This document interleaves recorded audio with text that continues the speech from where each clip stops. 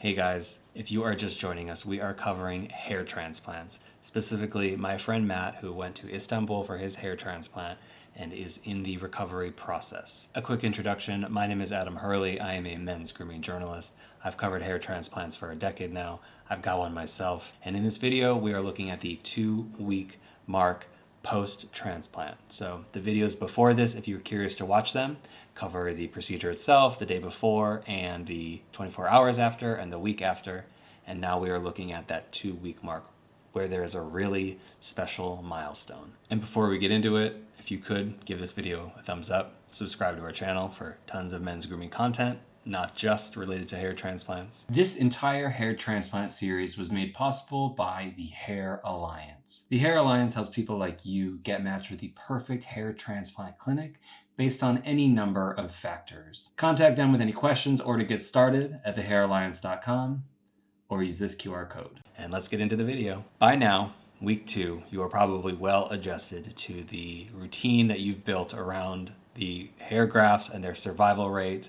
You've made all the modifications that you need to get the most out of this procedure. That includes sleeping at an angle, laying low, not a lot of physical activity, never getting your heart rate up, no sexual activity, no drinking, no smoking, no hot water or water pressure on your head, no direct sunlight, all of that. I went back to sleeping more horizontally after about 10 days. And even when I did that, I took out the angle pillow, but still used an extra pillow to have a slight elevation to the head, just again, out of an abundance of caution. And now it is shedding season for these scabs. The ones on the back of your head have probably all fallen out, or some of them are still flaking away.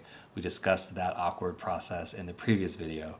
But now let's focus on the scabs up top of your head, because they are going to start coming loose in tiny little chunks, and they are going to reveal your actual new hairline. The scabs that formed naturally over the transplanted area grew over the first 2 weeks. I was keeping them moisturized, and trying not to disrupt that growth process. They sort of came loose in their own time. Even though I tried to follow the instructions to massage the scabs off around the 10-day mark, there were still scabs that were coming off before and after that.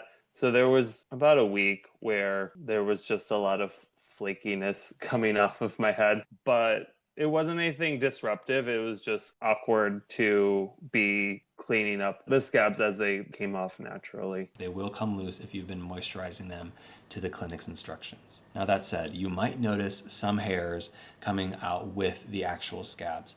And that's totally normal, totally fine, because remember, we haven't said this yet in this series, but you hopefully knew this before your hair transplant, is that the hairs that you get transplanted up top of your head are going to fall out within the first month. One term for this is shock loss. There's just a lot of stress put on those follicles through this whole process. So once the healing and recovery process kicks off, they come loose themselves and they start their regrowth journey. This is why we really can't benchmark progress of a hair transplant and really map its density until the 5, 6, or 7 month mark, because it's between month 4 and 6, 4 and 7 that those hairs are going to start re-emerging, and they're going to get thicker and thicker as they continue to grow. But at this 2-week mark, you get a preview of how it looks, because even as those scabs come loose, even as some hairs start falling out, most of them are still in place on your head, and you get a little sneak peek of how things are going to look once you hit that 5 or 6 month mark.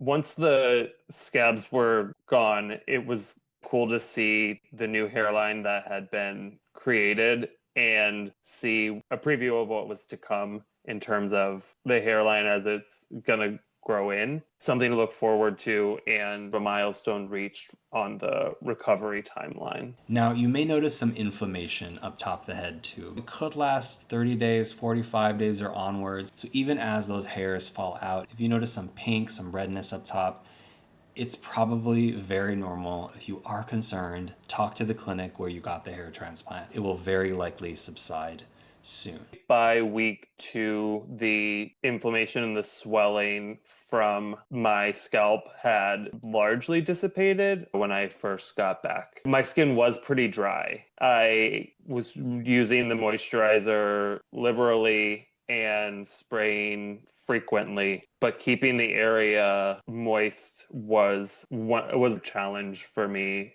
and something that I just had to stay on top of. Matt also had some neck hairs moved to the top of his head just to improve some density of the transplant. So I was curious how this area healed compared to the sides and the back of his head. The clinic gave me a beard gel that I was able to use to help with the recovery process along the neckline. At about 2 weeks, there were still some minor scars, and there were a couple of days where I was concerned that maybe those weren't going to go away or I didn't use enough of the gel, but that took care of itself in time. As for itching, Matt was one of the lucky ones. Most of the itchiness for me was in the donor area. I didn't have too much itchiness in the transplant area. Even that was pretty manageable. And I also asked him how he felt in general about that 2 week mark.